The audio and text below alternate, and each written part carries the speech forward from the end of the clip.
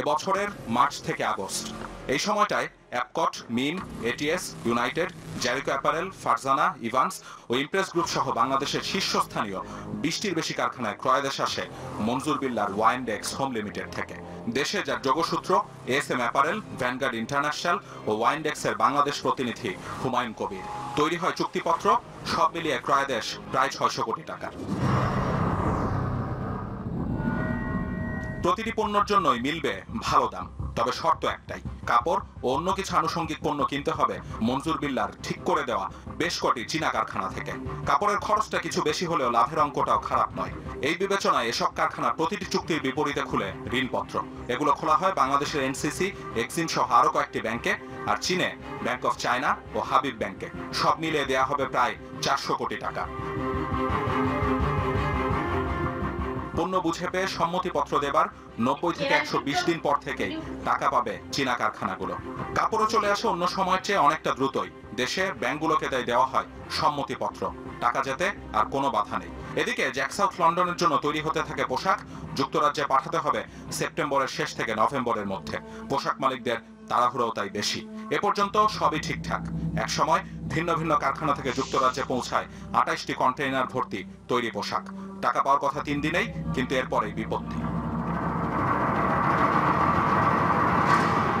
পোশাক গেলেও টাকা পৌঁছায় না দেশের মালিকদের কাছে। বেরিয়ে যেতে থাকে সময়, দানা বাঁধে সন্দেহ, আর চলে খোঁজ খবর। এক সময় বেরিয়ে আসে ইংল্যান্ডে কন্টেইনারগুলো খালাসের কেউ নেই। মনজুর বিল্লার প্রতিষ্ঠানের ঠিকানায় গিয়ে ব্যবসায়ীরা জানতে পারেন শুধু ওখানেই নয়, পুরো ম্যানচেস্টারে ওয়াইনডেক্স নামে কোনো প্রতিষ্ঠানেরই অস্তিত্ব নেই। চীনেও বন্ধ ব্র্যান্ডটির এক সময়ের আলিশান অফিস। এই ব্যাপারে কোনো পোশাক মালিকই ক্যামেরার সামনে কথা বলতে রাজি না হলেও তাদের সংগঠন বিজিএমইএ স্বীকার করে পুরো ঘটনার সত্যতা। কন্ট্রাক্টগুলো ফলস এবং এরকম কোনো অ্যাকাউন্টসই তাদের ওখানে খুঁজে পাওয়া যাচ্ছে না। এইভাবে কিন্তু প্রায় অনেকগুলো ফ্যাক্টরি, প্রায় 25-30টার মতো ফ্যাক্টরি সাফার করতেছে।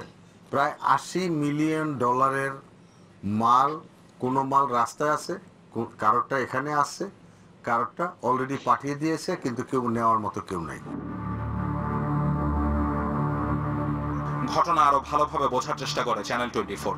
যাওয়া হয় ভ্যানগার্ড ইন্টারন্যাশনালের বনানীর রোড নম্বর 27-এর বাসায়, বাড়ি নম্বর 45, 5 তলায় অফিস।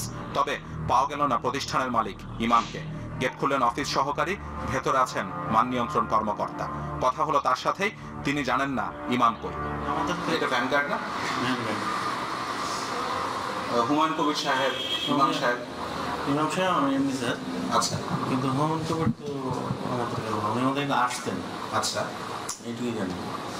ইমাম সাহেব কোথায় আছেন? অবশ্যই জোগাড় হল ইমামের নম্বর, তবে সেটিও বন্ধ। কাঙ্ক্ষিত নম্বরটিতে এই মুহূর্তে সংযোগ দেওয়া সম্ভব হচ্ছে না। এদিকে 3 জন পোশাক মালিক আলাদা আলাদা মামলা করেন বাড্ডা, গুলশান ও উত্তরা থানায়। ধরা পড়ে ওয়াইনডেক্সের বাংলাদেশ প্রতিনিধি হুমায়ুন কবির। তবে খোঁজ মেলেনি আরেক বাইং হাউস এএসএম অ্যাপারেলের মালিক মিজানের। এই অর্ডারগুলো এত দ্রুত দেওয়া হয়েছে এবং এর সাপ্লাই দেওয়ার জন্য এত দ্রুত অনুরোধ করা হয়েছে যে আপনার গার্মেন্টসের যারা অভিজ্ঞ ব্যবসায়ী তারা ওই বিষয়টা ধরতে পারেননি। তো অনেকটা অভিনব আমরা এটা বলবো। একই সাথে আমরা গার্মেন্টস মালিক যারা আছেন তাদেরকে অনুরোধ করবো এই ধরনের এলসি খোলার আগে, এবং বিশেষ করে যারা বায়ার আছেন এবং যে কোম্পানির কাছ থেকে তারা ক্রয় করছেন অথবা যাদের কাছে বিক্রি করবেন মালামাল, তাদের সম্পর্কে যেন যথাযথভাবে জেনে তারপরে এই ধরনের বড় অর্ডারগুলো প্লেস করেন। এর মধ্যে চীনা কারখানাগুলোর সাথে যোগাযোগ শুরু করে দেশের একটি পোশাক কারখানা, যেখানে একটি কারখানা স্বীকারও করে মনজুর বিল্লাকে কাপড়ের বাড়তি দামের অর্থ দেওয়ার। চ্যানেল 24-এর হাতে পৌঁছায় কয়েক মিলিয়ন ডলার আত্মসাতের ঘটনার কিছু নথি।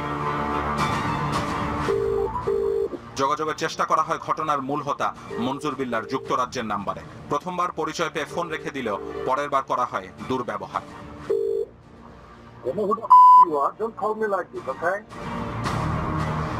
মুঠোফোনে বার্তা পাঠানো হলেও মেলেনি কোনো উত্তর।